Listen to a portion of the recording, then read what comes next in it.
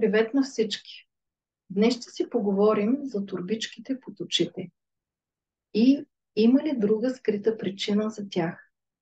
Всички правим всичко възможно да се отървем от тях, като използваме натурална или скъпа козметика, правим упражнения за очите от йога за лице, правим масаж с лимфодренаж, но не можем да се отървем от тях и това е. Има ли скрита причина за това? Днес ще ви разкажа. Много често, когато видя някой с турбички под очите, първата ми мисъл е, че този човек има проблем с бъбреците. И това наистина е така.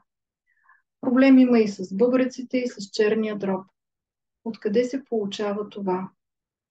Това е от нарушения калиево-натриев баланс в организма.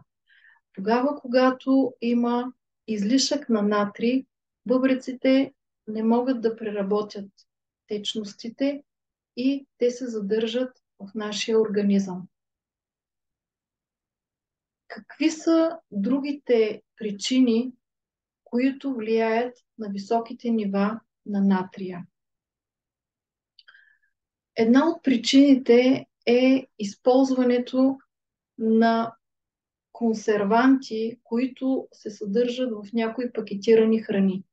Това е моносодиум глутамат или мононатриев глутамат.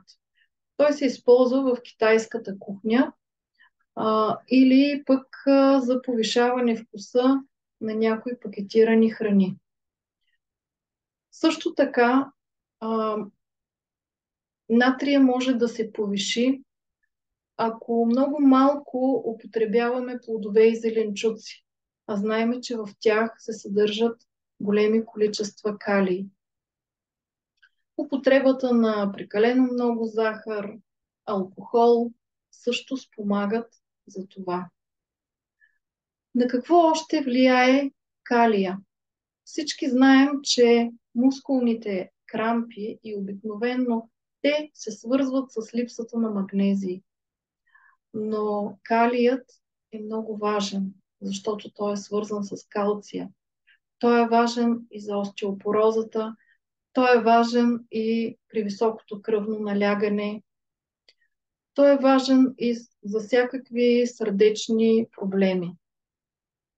Затова трябва да консумираме храни, които са богати на калий. Такива храни са бананите, картофите, особено пресните картофи, изпечени с кожичката, сладкия картоф, диня, кайсии, сливите, нар, спанак и още много други. Дори в млякото се съдържа калий. Така че подходете разумно към вашата диета и ако видите, че имате оточност в тялото, не само под очите, увеличете приема на калий. Може да го направите и с добавки, не се притеснявайте, няма да предозирате, но със сигурност ще намалите турбичките под очите. Ако видеото ви е било полезно, може да го харесате или да се абонирате за канала.